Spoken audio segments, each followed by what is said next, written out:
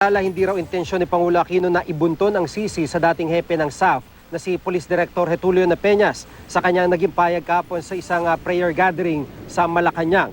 Sa panayam ng programang News to Go kay Presidential Spokesperson Sunny Coloma, ang naging salaysay ng Pangulo ay bilang tugon sa tanong kung pwede bang malaman mismo sa Pangulo ang tunay na nangyari.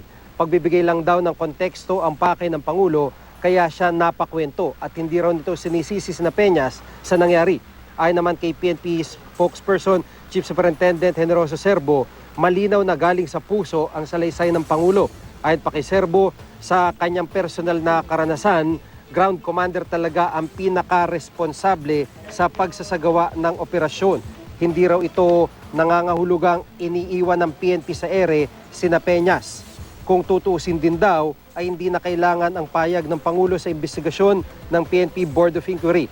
Nailahad na raw ng Pangulo sa media naging partisipasyon niya sa operasyon sa Mama Sapano. Sapat na rin daw ang ibinigay na sworn statement ng nagbitiw na hepe ng PNP na si Director General Alan Purisima, pati na ang isinumin itong palitan nila ng mga text.